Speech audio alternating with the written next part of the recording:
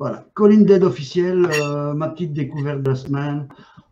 C'est pas exceptionnel, mais ouais, c'est pas mal, quoi, on va dire. Alors, welcome, Elodie. Maintenant, on va pouvoir commencer les news. J'ai aussi mes petites news, mon petit papier et tout ça. Jingle? Ouais. Alors, le chat, hop, les mes jingles, ils sont là. Et les jingles de news. On dit, voilà. Alors, quelles sont les news de cette semaine? Déa a sorti un truc. Ouais, mais attends, laisse-moi commencer par les mauvaises nouvelles.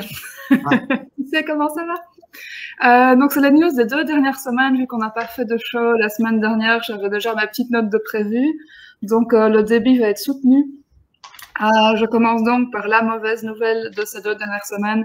C'est le décès de Will McComb, le guitariste et fondateur du groupe de stoner américain Karma to Burn, qui est décédé le 29 avril suite à un accident de voiture. Je te lève, je vais chercher un papier. Vas-y. Ça va. Donc, décédé le 29 avril dans un accident de voiture, survenu quelques jours plus tôt apparemment. Je t'attends, Fab, ou je continue? Ah, tu peux, vas-y, donne tes news. Ça va, je continue. Donc, l'autre mauvaise nouvelle de ces 2 dernières semaines, c'est la fermeture du CHAF, le café dans les Marolles qui organisait des concerts gratuits tous les lundis. Donc, grosse perte pour les amateurs de concerts à Bruxelles. J'ai mon petit papier. Ça va. Et donc, j'enchaîne sur les meilleures nouvelles. Hein. Donc, à Liège, il y a 2 nouveaux groupes qui ont sorti des trucs pour la première fois, donc ces 2 dernières semaines. Il y a notamment Apex 10. C'est un groupe de rock psychédélique stoner improvisé avec notamment Benoît qui est guitariste de Et tout. Ils ont sorti leur premier morceau il y a une semaine. C'est un morceau d'une dizaine de minutes et donc voilà, le reste ce sera dans cette temple-là. Donc on ne vous le fera pas écouter ici, mais voilà, je vous le recommande. Le second groupe, c'est la nouvelle signature du label Jaune Orange. Ça s'appelle Demon Sneap, avec une orthographe un petit peu alternative, donc c'est écrit Demon Sneap. C'est du noise rock expérimental. Ils sont tous très jeunes, la vingtaine. C'est super bien foutu. Et donc, ils sortiront leur premier album, Life with Adrenaline, le 18 juin chez Jaune Orange. Donc, il a été mixé par Chris Johnson de Death Haven. Et il y a déjà 2-3 vidéos sur leur page YouTube. Je vous le recommande vraiment. Là aussi, c'est des longs morceaux. Donc on n'aura pas l'occasion de vous les passer dans l'émission. Mais allez écouter ça. Ça vaut vraiment la peine. J'étais très surprise. Ensuite, Animal, c'est un groupe aussi un groupe très récent d'indie rock wallon, avec notamment des anciens membres de Mont-Doré, The Link et Le Coup du Parapluie.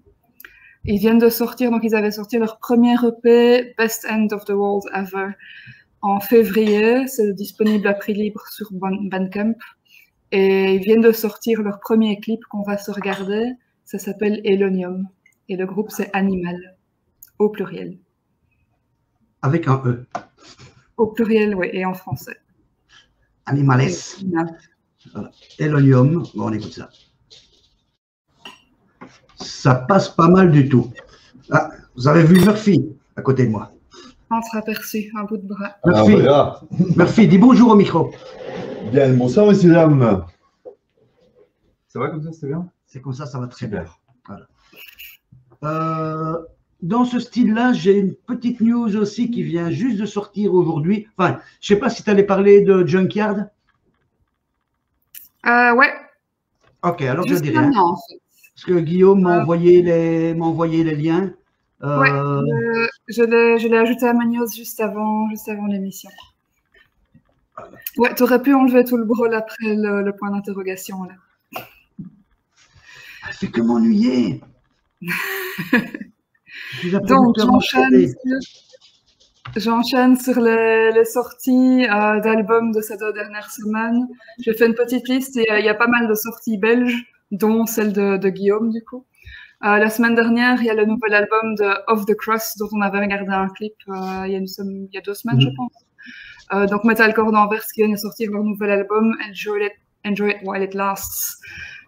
Les Namurois de Amour, du rock progressif instrumental, ont sorti leur nouvel album Hyperborea. Corbillard ont sorti Débranché, leur best-of acoustique. Matraque Attack ont sorti What the Fuck is Under the Spotlight pour les amateurs de crust. Et Rituals of the Dead Hands du Black Doom flamand ont sorti With Hof and Horn. Donc ça, c'était la semaine dernière. Aujourd'hui, il y a du coup ce nouvel album du projet solo de Guillaume Cazalet, donc CZLT sans les voyelles. C'est Junkyards, le lien juste là en dessous, pour les amateurs de drones. Et donc c'est son projet où il est avec son sitar. Il y a le nouveau DA qui a sorti. Donc DA s'est mis à Twitch le mois dernier. Et donc cet album, c'est le résultat de 3 sessions sur Twitch. Donc c'est un peu différent de ce qu'il fait d'habitude. Donc c'est un album de 3 morceaux sorti aujourd'hui comme d'habitude. C'est à prix libre sur Bandcamp. Il y avait encore un autre projet dont il m'a parlé, parce qu'il est passé dans l'émission la semaine passée. Ça va me revenir. Mon Alzheimer me reprend, ça me reviendra. Et donc également aujourd'hui, et également disponible à prix libre, il y a le nouvel album live de Desieux. Donc drone, doom, instrumental principalement. C'est un live qui a été enregistré fin octobre dernier, donc sans public, à Louvain-la-Neuve. Donc il est sorti aujourd'hui. Et alors si vous décidez de leur donner quelques euros, ce sera intégralement reversé à une organisation Anderlecht qui s'occupe des jeunes qui sont en difficulté scolaire. Donc c'est pour acheter des ordinateurs, du matériel informatique, etc. pour aider les jeunes du quartier. Pardon? Tu l'as écouté? Pas encore. Parce que je pense que ça te donne un live sans public en fait. Mais sinon, les vidéos sont aussi disponibles sur YouTube. J'ai mis le lien sur Shoot Me Again tout à l'heure, des vidéos aussi. Ça a été filmé de façon pro, etc. Et puis ce genre de groupe-là, c'est pas un groupe où tu vas faire des pogos, tu vas pas là pour te plonger dedans. Mais je pense que ça peut bien le faire aussi. Oui, j'allais en parler. Elle y vient, impatient. Qu'est-ce qu'il est nerveux ce garçon, quoi.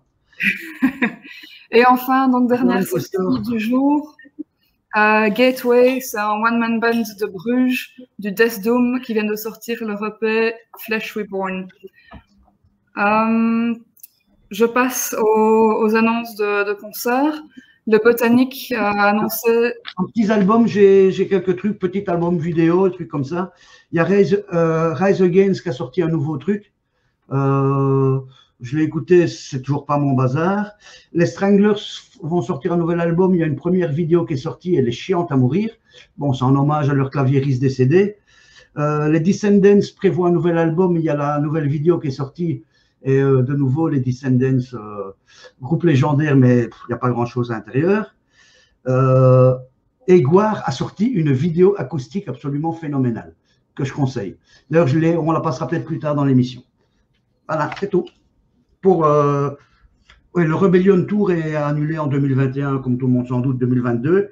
Et au Punk Rock Bowling, dont j'avais parlé la fois passée, NoFX vient de se faire remplacer par les Descendants.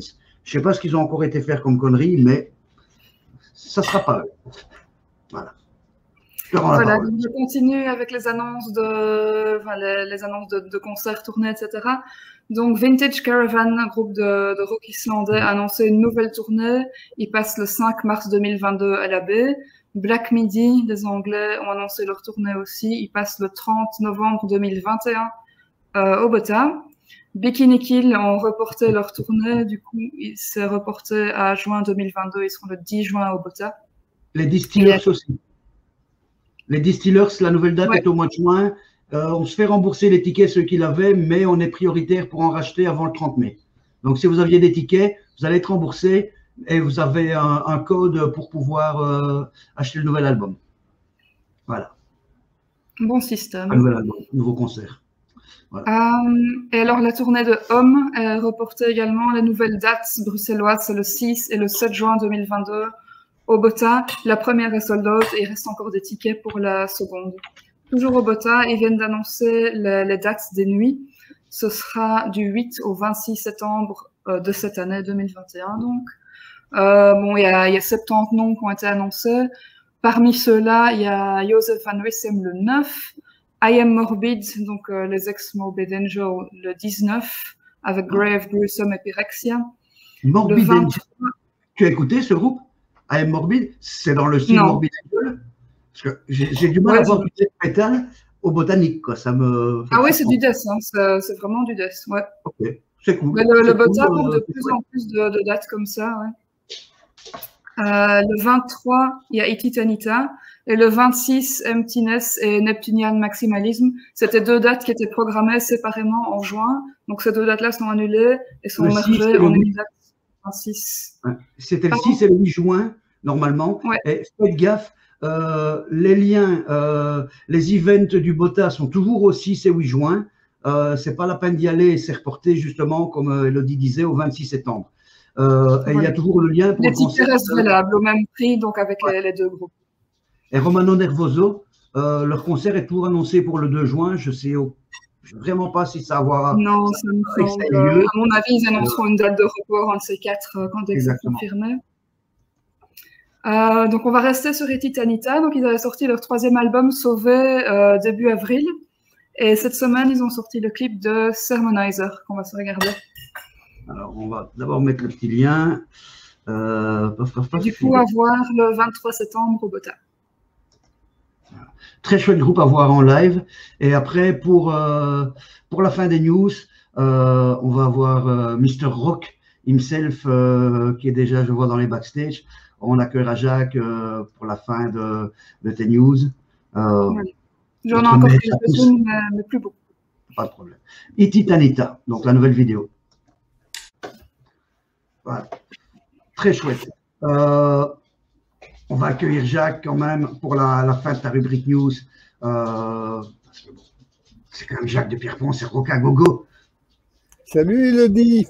Salut! Bonsoir, bonsoir. Comment vas-tu, Jacques? Bien, bien, bah, bien, on fait aller, quoi. Enfin, je sais pas. C'est difficile d'aller vraiment bien quand les bars sont fermés, que les salles de concert sont fermées, qu'il n'y aura pas de festival cet été, et que de toute façon le pouvoir fédéral fait chier à qui mieux. La dernière nouveauté étant d'interdire le plexiglas, dont tous les gens de l'ORECA ont été obligés de s'équiper. Hein, voilà. En prévenant la veille. On devrait réclamer un remboursement quand même, quoi. Mais bon, tout ça, on se demande quand même pourquoi. Tu vois, je suis pas complotiste, mais à un certain moment, un tel degré de conneries à répétition, on se demande quand même s'il n'y a pas un but derrière. Mais lequel, tu vois? Lequel? Vu que je suis pas complotiste, j'en vois pas.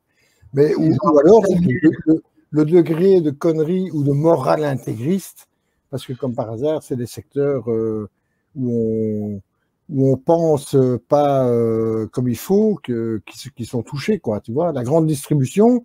Pas de problème. On n'interdit pas les plexiglas dans les Deleuze, quoi, ou caisses, tu vois, par exemple. Enfin bref, je vais arrêter de m'énerver, mais bon. Voilà. Mais on est trop gentil, quoi. Voilà.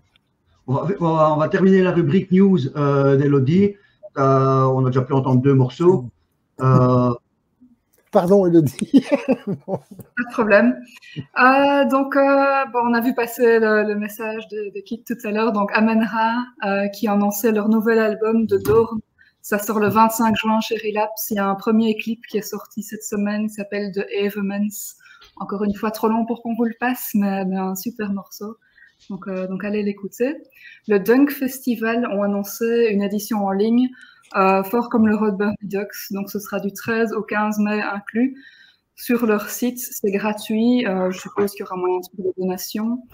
Et il y a 18 noms annoncés, dont Amenra, Brutus, Brickville, Bruit, qui sont venus spécialement de Toulouse le week-end dernier pour enregistrer leur set. Donc, tout est enregistré à leur QG en Flandre. Et donc, ce sera diffusé du 13 au 15 mai. Également... Petite news que j'aimerais balancer parce que ce sont des amis, c'est des gens qui bossent super bien. Le Roots and Rose, qui a été évidemment encore une fois annulé le 1er mai, va faire un concert du 23 au 25 juillet dans la cour de l'hôpital Notre-Dame à La Rose, donc à Lessines. Ce sera une version aménagée du festival en plusieurs jours avec une jauge réduite et il respectera les protocoles, blablabla. Mais ils vont enfin pouvoir faire quelque chose. Et le Joc Festival va aussi, donc c'est évidemment reporté, mais va, s'ils peuvent, va essayer de faire un mini Joc Festival, probablement avec des groupes belges, une petite scène, ce genre de choses. Je trouve qu'il faut saluer ce genre d'initiative parce que les mecs sont dans la merde la plus totale et ils vont quand même essayer de faire un petit truc. Et si vous pouvez y aller, honnêtement, allez-y parce que ces gens ont besoin de votre pognon parce qu'ils crèvent la gueule ouverte pour l'instant. Voilà. Sorry. Je te repasse la parole. Voilà.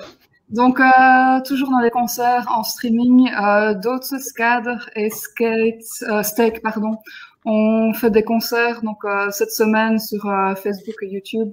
Ils sont toujours accessibles. Donc, Doodseskader, c'est ce nouveau projet de Tim, le nouveau bassiste d'Amenra, qui est également producteur de plein de trucs. Il n'était pas barman au Central, lui? Non. Ou il était souvent au Central, Tim? Non, non, non. Alors, il ressemble à quelqu'un du Central. Ouais, non. De Gand, je pense. Et donc, Doodseskader, c'est un duo avec le batteur notamment de The Kay, Onmens, plein d'autres trucs.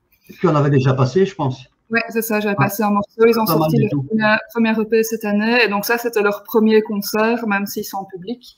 Et leur Steak, donc les anciens Steak No. 8, ont fait un concert hier qui était enregistré il y a quelques semaines à Éclos, aussi sans public du coup. Les deux sont toujours accessibles sur Facebook et YouTube.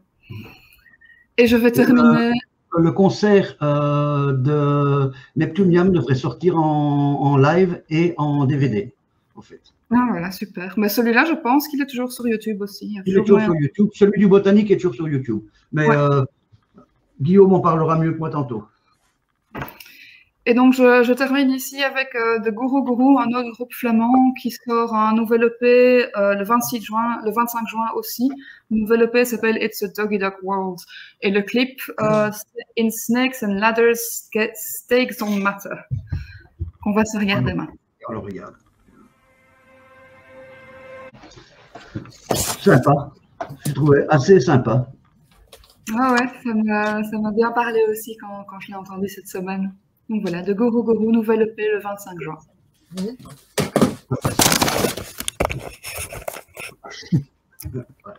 Voilà. On a 10 minutes de retard. Je ne sais pas si tu as encore des news, toi, Hello? Non, j'ai fini. Ok. On va maintenant, je crois que tout le monde connaît Jacques Pierpont. Enfin, peut-être que les plus jeunes, pas. Mais moi, je dirais bonjour, monsieur le maître. Que Jacques, tu as été un prof de rock'n'roll pour énormément de gens de ma génération. Elodie, je ne sais pas si je suppose que tu écoutais Rock à Gogo aussi. Ou... Ouais. Non, trop jeune. Je vais dire, là, je vais faire ma petite intro. Jacques, c'est avant que Radio 21 devienne une radio qui vend de la soupe. C'était le gars qui pouvait recevoir Ian Gillan de Deep Purple un jour, le mec des Garçons Bouchés après, la nana de Bondage Record, les mecs d'Halloween, et aussi des groupes belges comme les Pizza Crusher Greenhorn. Je me souviens d'une soirée monumentale avec les deux groupes en même temps dans le studio. Voilà, donc c'était vraiment pour tout ce qui est Belgique francophone. La référence pour mon rock. Il avait des chroniqueurs aussi. Il y avait Yvan le Terrible qui parlait de rock sudiste. C'est grâce à lui que j'étais assez régulièrement en studio. Il y avait Marc qui faisait plutôt le hardcore. Et puis évidemment, la légende, le tronçonneur, Patchouli, qui faisait sa séquence. D'ailleurs, c'est du Jack. Santé à notre ami Christian. Parce que bon. Patchouli, c'était Mister Christian. Et voilà. Donc, Jacques, c'est vraiment un honneur de te recevoir sur la BXL TV. Voilà. Merci. Voilà. C'est la voix rock'n'roll. J'ai commencé avec Francis Zégut et puis après, il y a eu Jacques de Pierpont et Rock à Gogo. Et Jacques fait toujours des émissions. Je mets le lien maintenant. c'est sur Radio Rectangle, c'est Fume, c'est du belge. Et je trouve que c'est une initiative absolument géniale parce que ça ne passe que des groupes belges, que ce soit des trucs qui sont sortis en 77 ou en 2021. C'est tous les styles. Ça va de Alkaline à du Deviate. Voilà. En passant par le nouveau Wolvenest dans le prochain numéro qui sortira le 20 mai. Voilà, oui, le spectre est large, mais alternatif. Hein. Voilà, il n'y aura pas de. Enfin, il y a jamais eu de. On veut pas de daube commerciale, même si elle est super bien foutue. Et c'est grosso modo surtout une émission d'archives du rock francophone belge, Bruxelles-Wallonie. Et là, c'est un peu comme le même principe qu'au court-circuit, hein, on est large. S'il y a un seul membre francophone dans un groupe néerlandophone, il est accepté. Voilà. Alors bon, pourquoi ce choix? Parce qu'il y a un podcast tous les 2 mois et qu'il y a trop de groupes, trop de formations méconnues du côté francophone pour des raisons historiques que tout le monde connaît, tandis que côté flamand, les groupes sont quand même mieux soutenus par leur communauté. Voilà, donc c'est vraiment faire le focus sur tous les oubliés les oubliés ou ceux qui n'ont jamais eu l'occasion d'être connus. Comme je dis, c'est le cimetière des éléphanteaux, hein, le rock en communauté française dans les années 80, par exemple. Il suffit de voir Studio Bruxelles qui passe régulièrement un groupe comme Freddie Mercury. Pourtant, Freddie Mercury, c'est pas du commercial, ça rentre bien dedans, mais bon, ça bouge derrière. Je vais dire, tout fan de rock, on a découvert la Wallonie seulement au début des années 90. Pas au niveau des groupes, mais au niveau des concerts, parce que je crois que si j'allais voir 10 concerts, il y en avait 9, si pas 9 et demi en Flandre. Mais donc, effectivement, le Fume, c'est du belge. Je reprends le titre de l'ancienne séquence de Rocagogo, qui c'était une séquence hebdomadaire qui passait le mercredi, où on passait toutes les démos des groupes émergents, donc surtout des cassettes à l'époque. Il y avait encore des decks cassettes dans les studios, non numérisés. Et donc, j'ai repris ce nom-là pour surtout faire de la redécouverte. Mais bon, aussi quand même de la place pour des nouveautés, surtout depuis que le Covid a fait son irruption. Je me suis dit, merde, il y a vraiment des nouveaux albums qui sont complètement sacrifiés parce qu'il n'y aura pas de concert pour les porter. Donc, raison de plus d'en parler. Voilà. Et donc, on ne parle pas effectivement du nord du pays, c'est pas du tout par dédain, par mépris ou par racisme ethnique, hein, je rassure tout le monde.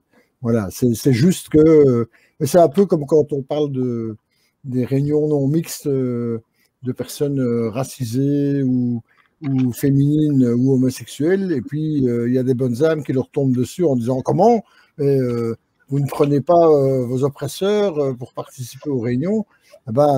Ici c'est un peu le même principe, quoi. Voilà. Enfin, il n'y a pas d'oppresseur ni rien, mais je veux dire, on prend le côté le plus faible du pays, qui est le sud, et on fait focus dessus pour faire de la réhabilitation, voire même carrément de la découverte a posteriori. Voilà. Maintenant, effectivement, avec le nombre de groupes, je changerai d'avis demain matin. Bon.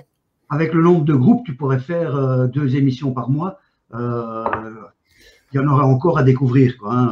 Oui, mais bon, ça dit maintenant le point commun entre le nord du pays et le sud du pays, que ce soit par rapport aux Pays-Bas ou par rapport au nord de la France, c'est qu'au kilomètre carré, je pense qu'il n'y a aucune contrée européenne où il y a une même densité de groupes, mais aussi de petits clubs. C'est incroyable, quoi. Enfin, on le sait depuis longtemps en ce qui concerne les grands festivals, il y a une concentration qu'on ne trouve pas ailleurs en termes de concentration géographique sur un même territoire minuscule. C'est pareil pour le nombre d'initiatives, qu'il s'agisse des groupes ou des structures légitimées par la culture dite officielle ou les structures dites parallèles. C'est vrai que la petite Belgique, c'est quelque chose d'assez inouï, quoi. Donc, effectivement, on peut jamais dire tu connais tout parce qu'il y a toujours quelque chose que tu as loupé. Bon. Je Ou pense quelque que chose dont tu as vaguement entendu parler et puis tu tombes enfin sur le seul 45 tours de Blast, par exemple, le groupe Blast. Carolo je de le cherche. Charleroi, 73, voilà. Tu vois. Je suis sur Discogs, je le cherche parce que pour moi, ce groupe a inventé presque, enfin inventé, non, mais je ressens du bad brain, je ressens du hardcore, du punk, enfin, tout c'est mélangé comme ça. incroyable. C'est de la folie ce truc, quoi. C'est de la folie, quoi, ce morceau. Il y en a d'autres, hein, voilà. Donc, enfin, Loaded du côté de Dinan, par exemple. Mais bon, je crois que c'est le gars de 72 Records qui m'a dit que la version originale du 45 tours de Blast va dans les 800 € maintenant. Et ça, Ouais. ça m'énerve. Ça m'énerve parce que qui achète ça? Pas des amateurs de musique honnêtes. Eux, ils n'ont pas assez de sous pour se payer ça. C'est des spéculateurs. C'est de la pure spéculation. Et en fait, c'est là que Discogs m'énerve. Discogs, c'était génial au début. Et là, maintenant, c'est devenu quoi? C'est devenu un outil de spéculation, malheureusement, pour beaucoup de gens. Et ça, c'est vraiment dommage parce que, voilà, faudrait réinventer les disques pirates, en fait. Mais avec Discogs, il y a mon groupe préféré, Agnostic Front, qui vient de. Ça a été en vente chez Cortex en Allemagne et chez Generation à New York. Ils ont sorti un single. C'est les premiers enregistrements qu'ils ont ressortis comme ça. Et évidemment, impossible de l'avoir parce que tout est parti. Et on les voit maintenant sur Discogs à 3, 4, 500 €, alors qu'il est sorti il y a 3 semaines, quoi. Et ça, honnêtement, j'en parlais avec Roger, donc Roger Mirette, le chanteur d'Agnostic Front, il râlait parce que maintenant, lui, il a sorti un système que quand il fait de l'hyper limité, il l'envoie, il s'arrange, il les vend lui-même et il s'arrange avec les fans, des vrais fans, pour qu'eux l'aient en premier. Et après, s'il en reste, à la limite, ça sera en vente libre et les spéculateurs pourront les acheter. Mais c'est de la folie. Tu sais que le spermicide, il est à 250 €. Et il y en a beaucoup qui sont partis au Japon. Ceux qui ne connaissent pas Spermicide, c'est un vieux groupe de punk anarcho de Bruxelles, avec les paroles en français, Belgique putain frigide, un truc assez légendaire. Oui, bah oui. Et ce 45 tours est à un prix, c'est pas possible, quoi. Et c'est au Japon parce que malheureusement, en vinyle, ce n'est pas tout le temps la qualité du vinyle qui fait le prix, c'est sa rareté. Et il y a des gens qui les achètent juste parce que c'est rare. En fait, oui, c'est ça, c'est vraiment. Et donc, du coup, les vrais fans ou ceux qui découvrent quelqu'un, allez, je sais pas moi, quelqu'un qui a 18 ans et qui découvre Blast maintenant, ben, il fait quoi, tu vois? Oui, il va s'amuser, il va en faire une copie Internet, mais c'est pas pareil que d'avoir l'objet, quoi. Voilà. Il a été repressé il y a quelques années, mais même le repress était à 150 €. Voilà. Voilà, pas longtemps, je me suis chopé le premier 45 tours de René Binamé, tu vois. Ok, ça va, il était à 30 €. Pourtant, c'est aussi quand même une pièce de collection. Mais le Blast, 150 € pour un 45 tours, je suis désolé, je ne l'aimais pas, quoi. Voilà, c'est ça. Je refuse de faire ça. De jouer ce jeu-là, quoi. Ouais, c'est ça. Mais bon. O tempora, o mores, comme disait mon défunt père en latin.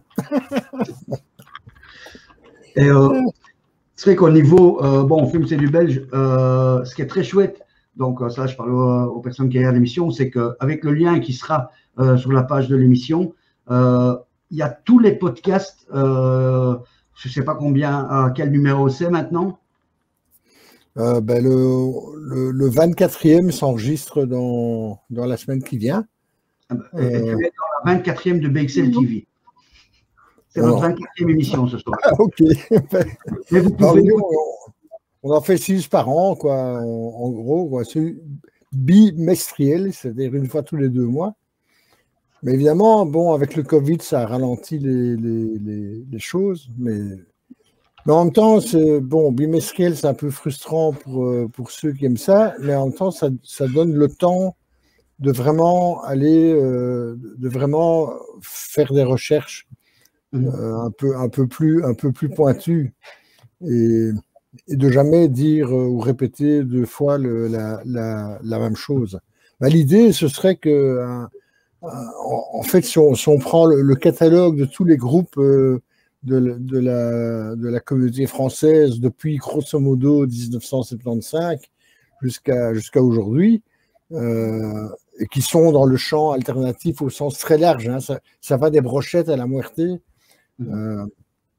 bah, que au moins tout le monde qui a sorti ne fût-ce qu'un seul 45 tours, mais autrement qu'une cassette démo, parce que sinon, alors là, on n'en sort pas, que chaque formation soit au moins passée une fois et qu'on en ait un petit peu parlé pour rappeler d'où est-ce qu'ils venaient, à quelle époque ils officiaient, dans quel style ils fonctionnaient, etc. quoi. Mais il y a encore, effectivement, comme tu dis, beaucoup de matière, mais des trucs aussi assez introuvables. Par exemple, la version de Jeff je pense, c'était Herbert West, ou un groupe de la même époque, enfin, à la fin des années 80. Et en fait, ça devait sortir en 45 tours. Et puis, les héritiers de Brel ont mis le veto en disant « Oui, mais non, c'est quoi ce bazar avec ces grosses guitares, ça va pas. » Bon. Et donc là, on est toujours dans le domaine du pirate, quoi. Mais donc, oui. Parabellum, quand même. Parabellum, avait repris Amsterdam. Oui, peut-être que, enfin, ça dit, en plus en modifiant fondamentalement le texte, évidemment. Mais oui. Là, non, là, en fait, c'était le texte de Brel, mais c'est le traitement musical à partir du moment où Parabellum, finalement, le texte n'a rien à voir avec on peut leur coller un procès pour reprise de la musique, mais oui, je ne sais pas comment ça s'est passé, s'ils ont eu des soucis ou pas. Mais en tout cas, en Belgique, en fait, il ne faut pas être honnête. Hein. Pareil, Victor Hublot, par exemple, qui a fait la petite gaïole en électro au milieu des années 80 et qui a fait bien d'autres choses, basé du côté de Braine-le-Comte. Victor Hublot a voulu adapter du Brassens en électropunk wallon. Quand on est honnête, c'est-à-dire qu'on demande on signale qu'on va le faire. Voilà, c'est pas demander la permission, mais tu signales que tu vas le faire aux ayants droit. Si les ayants droit sont chiants, ils peuvent te bloquer comme ça, pouf, et c'est fini. Donc, ne demandez rien si vous faites ce genre de projet en alternative petit tirage. Et puis, si les ennuis arrivent, vous faites avec après. Voilà. Il y avait les dettes. Oui. Je suppose que les dettes Brassens n'ont jamais demandé aucune autorisation. Je crois que c'était la même bande qui avait fait les Bidochon et tous les trucs-là. Il y a les dettes Brassens, c'était un groupe de punk, punk un peu punk à chien français, on va dire, qui avait repris tous les morceaux de Brassens version punk. Je vais dire honnêtement, ils n'auraient pas sorti cet album, personne ne se serait plaint. Parce que c'était franchement mauvais. Mais oui, cette version de Jeff en gros rock était.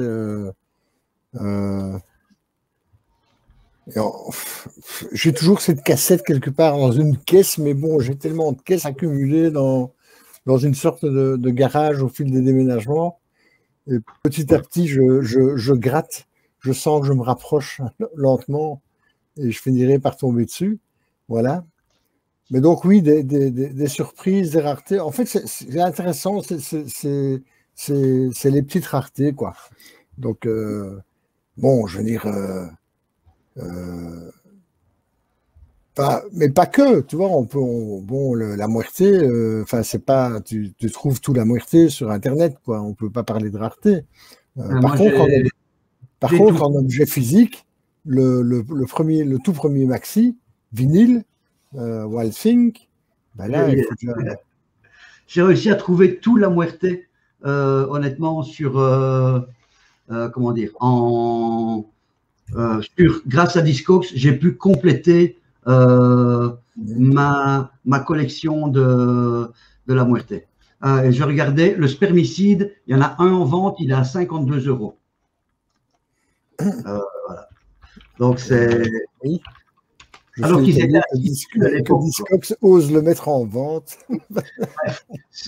Discogs, en fait, c'est pour ça qu'il y a un côté pratique, c'est qu'ils ne vendent rien, ils mettent tout à disposition. Et le represt de Blast, donc Damned Flame et Hope, il est à 80 €.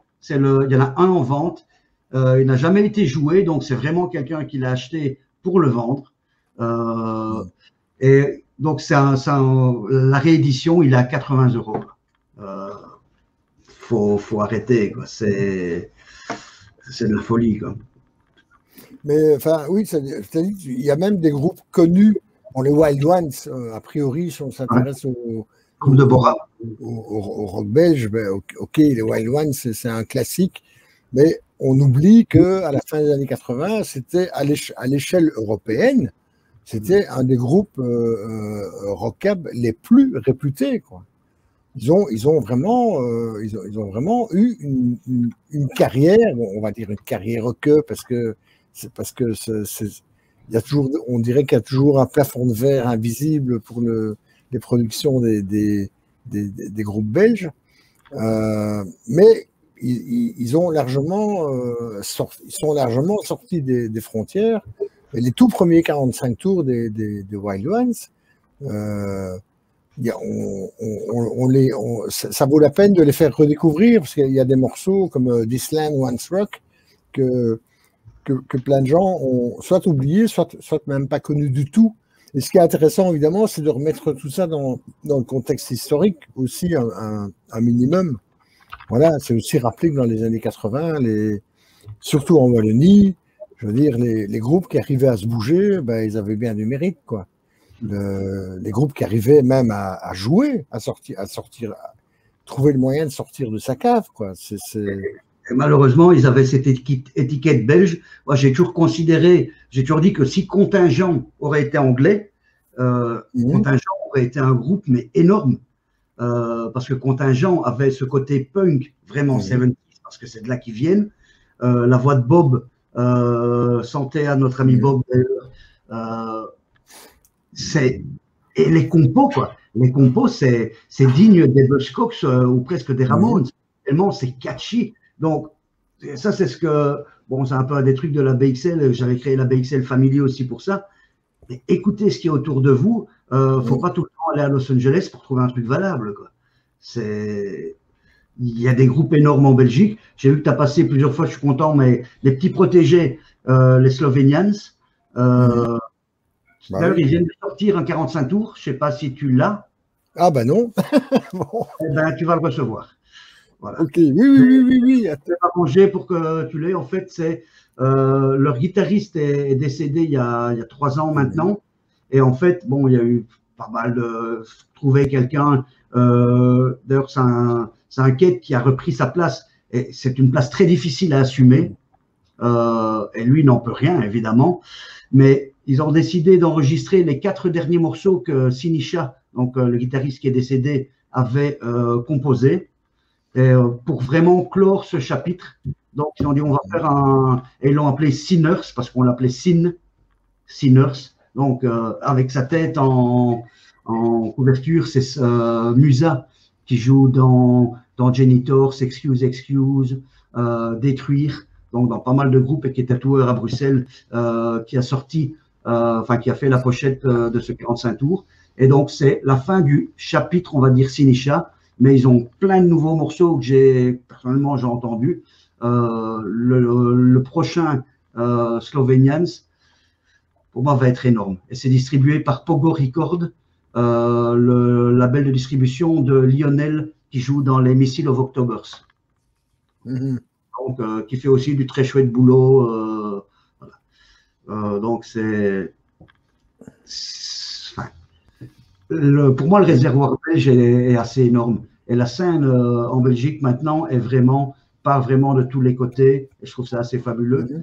Je vais dire juste 2 mots en anglais parce que je vois que, je ne sais pas si tu te rappelles du groupe Neglect, un groupe de hardcore qui s'appelait Neglect, groupe new-yorkais. Pas mal marché. Et on a leur bassiste qui est en train de regarder l'émission. Hey, Pasta, what's up, man? Good to see you. So you say hello, Belgium. Belgium say hello back to you and cheers. We'll keep on in French now because on a parfois des surprises sur les personnes qui regardent l'émission. Voilà. Donc, en tout cas, quand je me suis branché, là, Elodie était en train de dire que je suis ravi d'apprendre qu'Amenra se trouve sur Relapse maintenant. C'est génial, quoi. Voilà, comme quoi, tu vois, c'est un peu comme un de mes groupes français préférés, Gojira. On disait, bon, au tout début, enfin à l'époque où ils sont encore passés au Festival de Dour, on disait, putain, ils sont géniaux, mais ils vont jamais réussir à sortir de France parce qu'il y a une sorte de malédiction. Et puis, eux, oui, voilà, ils y sont arrivés. C'est un vrai miracle parce que ça reste exceptionnel, quoi. Ils jouent bien. Avec l'Internet, plein de choses bougent plus facilement aussi, évidemment. Je pense qu'il y a des gens qui ont la double. Elodie sera peut-être. Est-ce qu'il n'y a pas des doubles nationalités ou des Américains ou franco-américains? Ils vivent aux États-Unis. Je pense que au moins les frères du Plantier vivent aux États-Unis. Oui, mais c'est maintenant qu'ils vivent aux États-Unis. Au départ, ils étaient sur Bayonne, au Pays Basque, et voilà. Et donc, ils étaient purement français et basques en plus.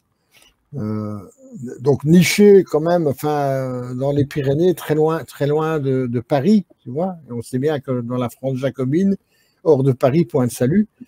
Et donc, ils ont quand même réussi à faire citer. Mais ça reste.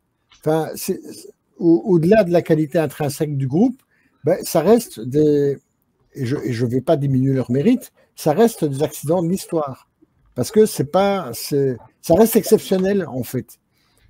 Pareil pour les groupes belges, quel que soit le signe, qui sont un peu connus à l'étranger, c'est chaque fois, tu te dis, ok, ils ont eu une bonne fée sur leur berceau, quoi.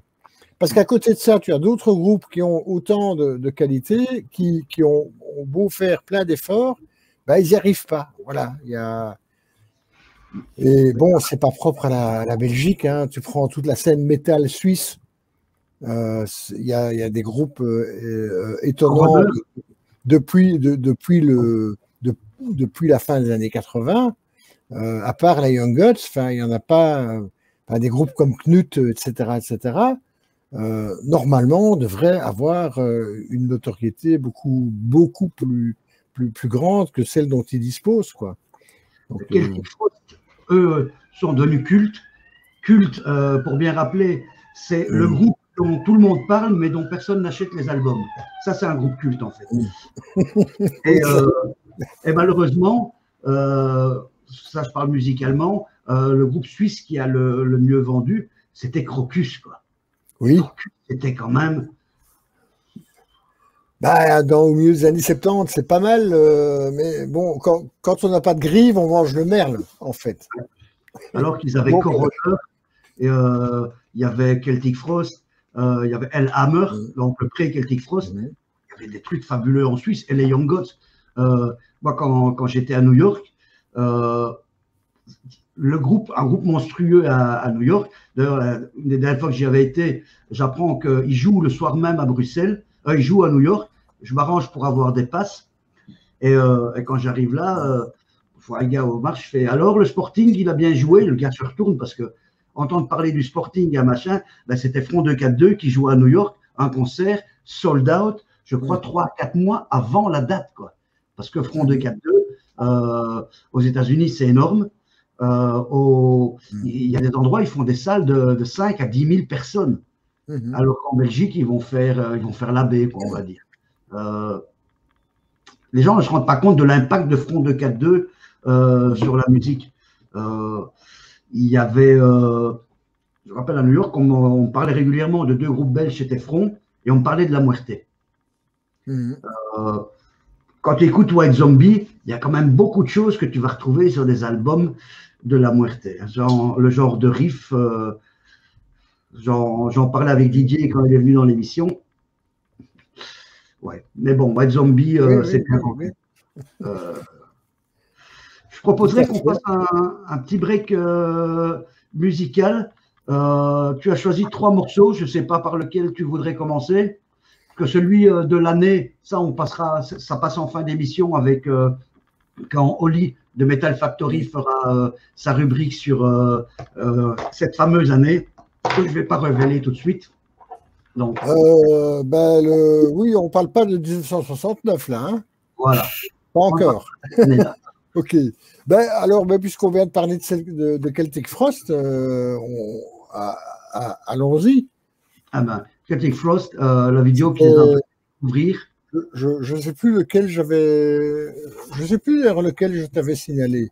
C'était le Circle of Tyrants. Oui, exact. C'était une vidéo au début, avant qu'on ait vraiment MTV, tout ça, il y avait Sky Channel, qui était une des premières chaînes avec des émissions vraiment musicales. Et dans l'émission Metal, il passait régulièrement cette vidéo, ce qui était assez fabuleux de pouvoir enfin voir des vidéos en dehors du top 40 de RTL TVI ou des merdes pareilles. Voilà. Donc, Celtic Frost, Circle of Tyrants. Et on se retrouve juste après.